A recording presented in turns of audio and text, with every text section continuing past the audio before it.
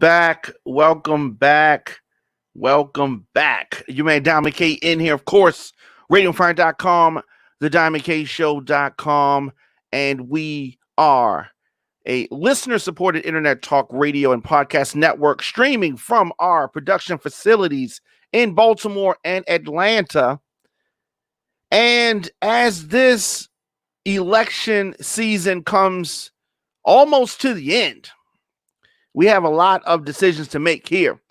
As far as Baltimore, who is going to be the next mayor of this city?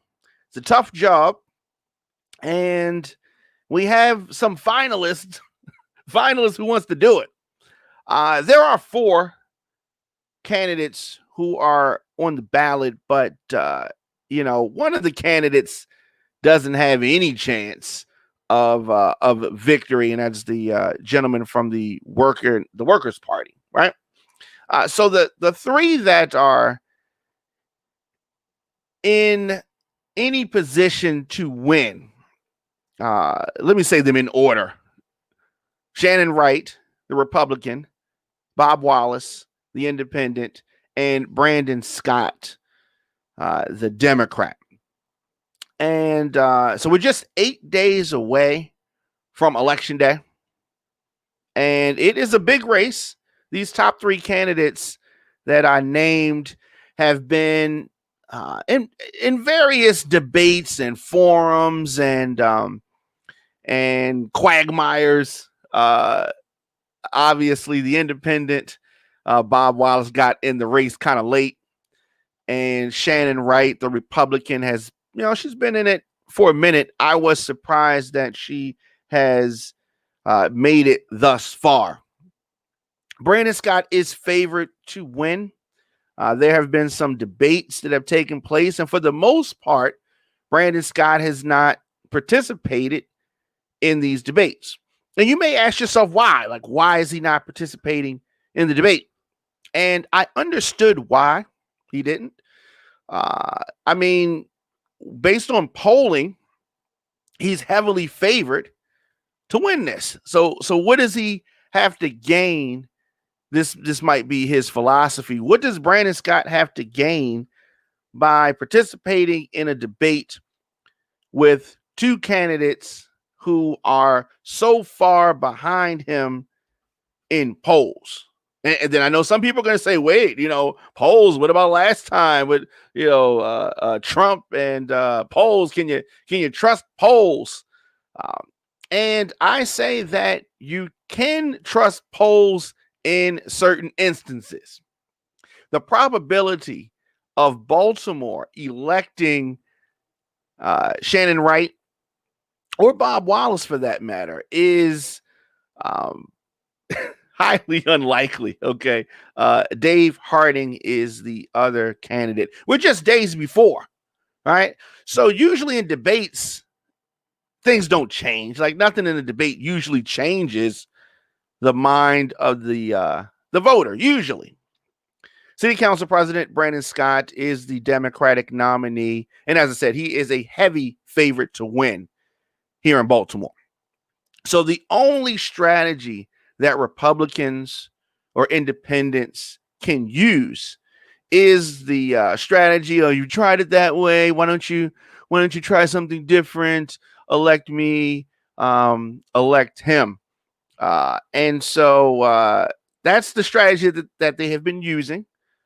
But this election is not just about who wants to be the next mayor. It's not just that. But for Baltimore candidates, that is their focus. But of course, you have a president on the ballot as well. So anyway, the candidates are very different. Bob Wallace, the Independent, is a businessman, accomplished businessman, and we've had a chance to talk with him. He's been on the program before, and I think that he has some great ideas. And Shannon Wright is the Republican, and she was last seen, maybe not last seen, but I saw her praying for the president outside the hospital when he was there with COVID. Weird. But she is a reverend, so that is something that is to be expected.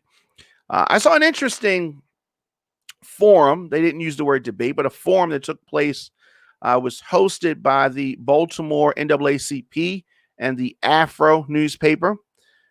So during that forum, debate, whatever you want to call it, Shannon Wright was present. Working class party candidate David Harding was present, as well as Bob Wallace and Brandon Scott. Um, as of this broadcast, more than 70,000 people in Baltimore have already returned their mail-in ballots. And of the ballots already received, roughly 88% are from registered Democrats in the city. This is according to State Board of Elections. So, but that doesn't mean that the Independent and the Republican did not, siphon off some of those votes. Brandon Scott has mostly been campaigning from City Hall, pushing legislation, and the critiques of Brandon Scott from his opponents, Bob Wallace, the businessman, who has put together a very well-funded campaign. He's running TV ads, he's running digital ads, and a walking campaign across the city that he says takes him to all of the zip codes throughout the city. Now, Shannon Wright has had less money to run her campaign, and Harding said during the debate that he doesn't expect to be elected mayor. So, what are we doing? What are we doing? I mean, I'm sure he could have found something else to do, but he was very proud of the fact that he got all these signatures to get himself on the ballot. But then when it came down to it, it's just like he just stopped with the work. Most people didn't even know about him or was not even aware of him. And he had a couple of good ideas, like two, as it relates to the forum that took place, like I said, with the Afro and the NAACP, which was hosted by Joshua Harris. And he did a good job keeping it all together. There was a lot. Shannon Wright had issues with her mute button.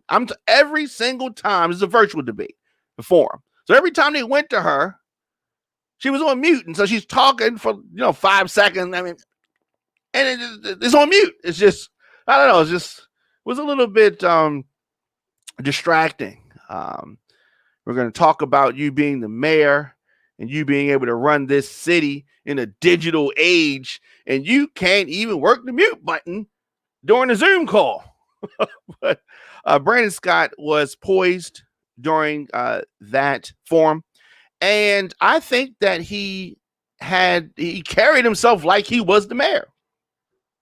Like I said, the critique that has been thrown at Brandon Scott is that he's been around for 10 years and you should have done this, you should have done that. And it reminds me of a critique that Republicans frequently throw at Joe Biden. You've been in government 47 years, why haven't you done this or haven't you done that? And the answer is the same for both candidates, whether we're talking about Joe Biden, and as you hear opponents say that he's been in Congress for 40 some years, and why didn't he do this and why didn't he do that? And Brandon Scott, who's been a part of several administrations, but he, why didn't you do this? Why didn't you do that? Or why is crime like this? And trying to throw this at their feet. And the answer is simple. There's a big difference between being, in Joe Biden's case, one of the Congress members from Delaware, one of two from Delaware, and then you're in a body of 100 some people, and being the president. And there's a difference between being a member of someone's administration and being the mayor. So I think that Brandon Scott is best positioned from the candidates that we have to lead the city. He has been around several administrations, and he's definitely seen what not to do. He's definitely seen what not to do. There was also a debate that was hosted by WBAL, and Jason Newton from WBAL had that under control. I think the top three candidates, as I said, Brandon Scott, Shannon Wright, and Bob Wallace all participated. There were several questions asked of them. Questions like first priorities in office. In office. From there, they moved on to stopping what they call urban flight of businesses and residents. They talked about that, and of course, crime is a major priority. Recently, former police commissioner Anthony Batts testified that pushback between the police union in Baltimore and the police commissioner have helped drive a divide in law enforcement. So, of course, they were talking about how to improve the relationship between the Baltimore Police Department and the police union and to reduce crime. Typical questions that you get. And I thought that all in all, when it comes down to it, Brandon Scott is best positioned to lead the city. He is. He has the experience. And I just, as it relates to Shannon Wright, I think that I'm surprised that she's in this position. And the future of Baltimore, leaving that in the hands of someone who is just not from here and has not been here that long, has always rubbed me the wrong way. So that cancels her out. Not that's not the only reason, but that's one of the things that has always struck me. I think that she means well, but a lot of her Republican policies will not work in this city. Will not work in this city. I think that one of the worst things that we can do is elect Shannon Wright as mayor of Baltimore. And I don't think that's going to happen, but I'm just going to be honest here. And I've spoken with her on 2 or 3 occasions on the program. She's been here and we've talked. She's a nice lady, but we're talking about the future of Baltimore. And I just don't think that she is cut out to do it. Bob Wallace, business person. But when we talk about these debates and we talk about Bob Wallace, who is an accomplished businessman, but Brandon Scott was facing 2 Republicans. I mean, I know that Bob Wallace has an I by his name, says he's independent. I get it. He's been an independent for 15 minutes, people. He's really a Republican. So we have to understand the strategies that are going to come down. And people, usually Republicans, will talk about don't pay attention to the letter beside my name. Ooh, don't pay attention to that. Listen to what I'm saying, right? Let's understand that Republicans are trying to take people's health care during a pandemic. So when you have these wolves in sheep clothing coming to you, say, "Oh, don't pay attention to the fact that there's a letter beside my name of someone who's trying to take your health care, someone who doesn't want to give relief." These are the policies that these people believe. And whether you're talking about Shannon Wright, whether you're talking about Bob Wallace, who has only been removed from those policies for 15 minutes, understand the real person that you're electing. So Brandon Scott had to debate 2 Republicans. One saying, "Ooh, don't pay attention." And anytime they bring up Trump, which is funny, Shannon Wright says, "Oh, you're obsessed with the president. You're obsessed with talking about Donald Trump." You were at the hospital, Walter Reed in Bethesda, praying for the president, during his stint in coronavirus, leading the prayer outside the candlelight vigil. You know what I mean? how fans do with one of their entertainers is in the hospital and they'll be outside, with their posters and stuff. She was doing that, right? You talk about people obsessed with Trump. You're obsessed with Trump, Shannon, right? Here's a picture of her with Mike Pence floating around the internet. She's smiling like she was, in the picture with Beyonce or something. And there's pictures of Bob Wallace, coddling with Governor Hogan. Now, aside from this pandemic, Governor Hogan has not been a friend to Baltimore City. Don't get it twisted. And him and Bob Wallace are like this, right? We cannot be fooled by these people, okay? Now, for any critique that I've ever had of Brandon Scott, he has the city's best interest in heart. He's been on the inside and seen what not to do, and he has ideas of what to do going forward. That's the best choice, folks. But as I said, there was this debate with WBAL TV, hosted by Jason Newton, and I want to play a little bit of the closing statements from the three of these candidates. There's the closing statements from this debate that was as courtesy of WBAL TV. If we can roll that. We as a city, we're on the Titanic. We've had these warnings that has been sent to us. We've had, in the last 4 mayors of our city, we've had 2 that have been convicted of crimes, right? So we're getting smaller in size. We're more violent.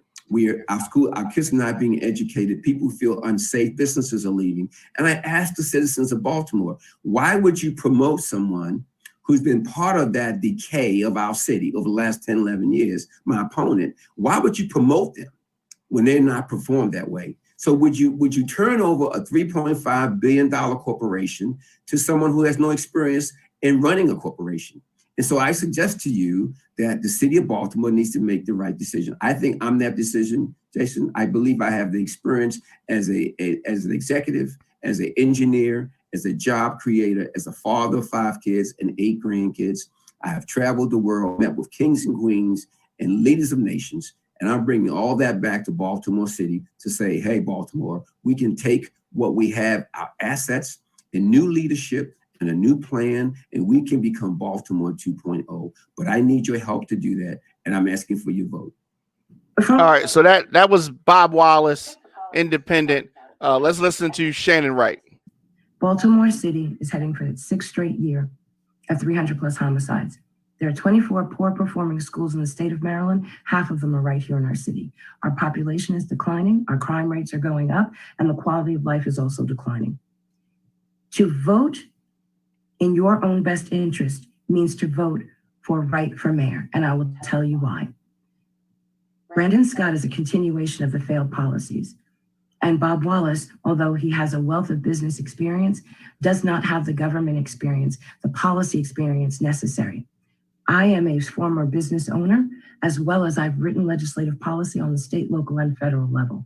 And to make Baltimore do what it needs to do, you need to be able to understand both of those worlds and marry them together successfully.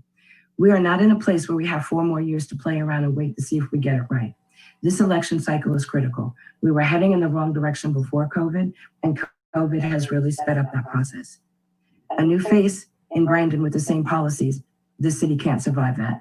And Bob has a great expertise and balance in business, but not in government. And we need the 2 together to be able to move this city forward so that we can ensure that the best and brightest days for Baltimore are still yet ahead. This is the most important election in Baltimore's history. And it's time for Baltimore to break with the horrid relationships of the past, break and allow a new generation of leaders to lead it. I am a son of Baltimore, born and raised here, never left, never lived anywhere else. It's different for me. When you've seen your shooting before your 10th birthday, your first shooting before your 10th birthday, when you went to schools with no heat and air, when you dedicated your life to service, you know how great Baltimore can be. I know city government inside and out. I've been fighting to change city government, demanding plans for violent crime. That's my frustration is what led me to run for mayor, because I'm tired of waiting for someone else. It's time for my generation to take control of this city, put it on the best path for us to be the best Baltimore we can be moving forward. My ask to the citizens of Baltimore is trust in someone who's been here, trust in someone who was out on the streets leading the 300-man march movement before anyone was talking about the violent crime issue in Baltimore. Trust in someone who has been in neighborhoods day in and day out and who has been proven that they can lead this city, and give me the chance to show that the new generation will take Baltimore to its highest heights. All right, so that was the candidates. That was their pitches. That was that was it. That's essentially what you have to make your selection from. They ran it down. That's how they feel. That's who they are. And I think that in many instances, let's talk about Shannon Wright first.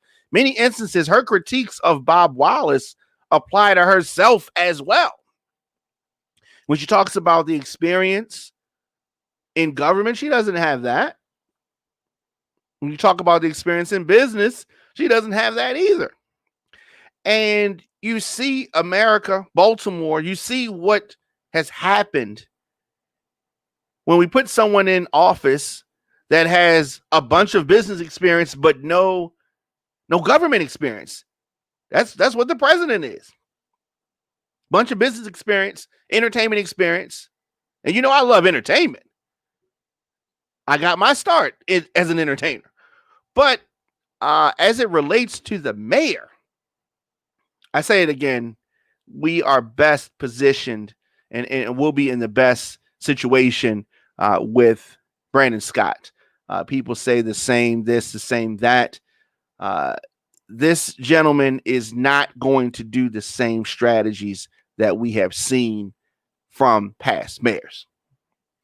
He's not going to do that. That's one thing that I can really say. He's not going to do the same old. Let me know your thoughts in the comment section. Of course, Instagram, Facebook, Twitter, LinkedIn, TikTok at The Dom McKay Show, at Radio on Fire. And what we're going to do now, we're going to take a quick break. And then when we come back, I want to talk about, there's some bad things going on. And a fire being set in a Boston drop box. I want to talk about that. The FBI is investigating this. Let's take a quick break and come back with more of the program after this.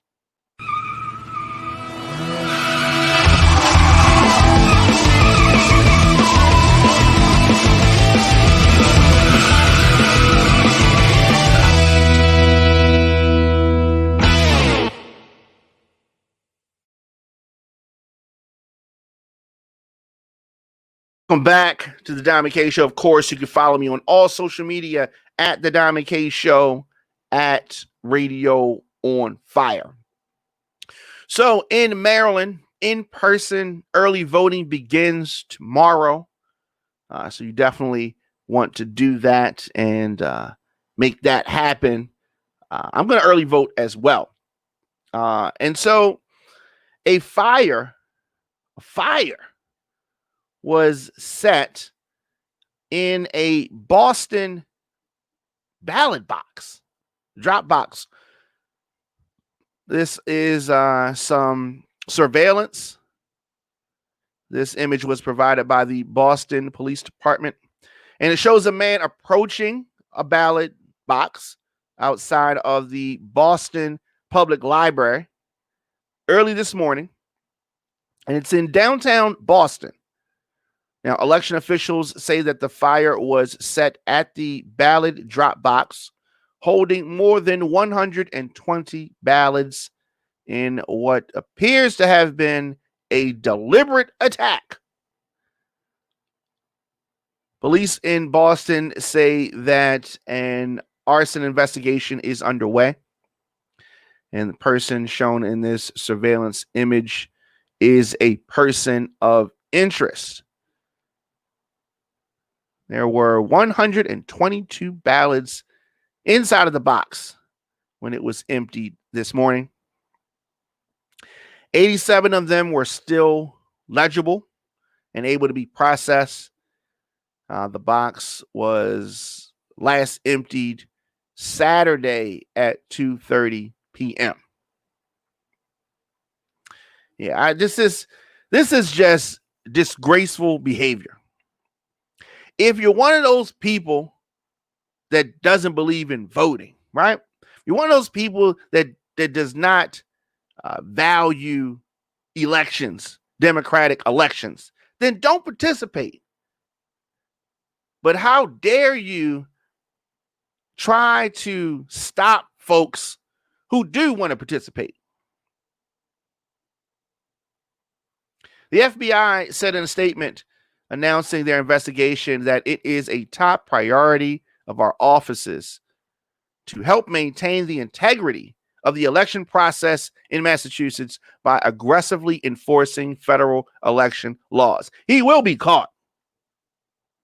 And they're going to make an example out of you, Playboy. I'm telling you.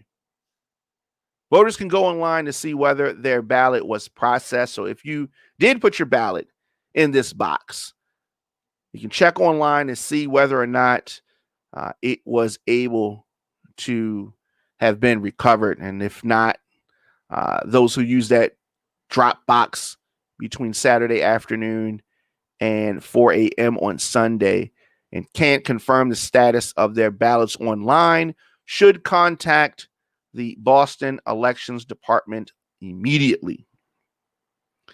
And the voters whose ballots were affected can either vote in person or by a replacement ballot that would be mailed to them. But it's cutting it close. It's cutting it close. If those voters don't submit a new ballot, their original ballots will be hand counted to the extent, if possible. But you definitely, there's 80 some that were able to be salvaged. You definitely need to check that out and see what the status of that. Just disrespectful, disgusted. And this is the thing. They are going to catch him. Trust me, they're going to catch you. Why would he do this? Does not make sense. Does not make sense at all. Definitely let me know your thoughts in the comment section. Instagram, Facebook, Twitter, LinkedIn, TikTok, at The Diamond K Show, at Radio on Fire. Of course, we are a listener-supported internet talk, radio, and podcast network, streaming from our production facilities in Baltimore and Atlanta. We are able to broadcast programs like The Diamond K Show because of our listeners and amazing partners. Amazing partners like D Lifestyle Secrets. Are you a baby boomer? Were you born between 1946 and 1964? 771 million Americans are baby boomers. And as you continue to get older, baby boomers want to stay mobile and experience as few aches and pains as possible. DLifestyleSecrets.com helps you do just that.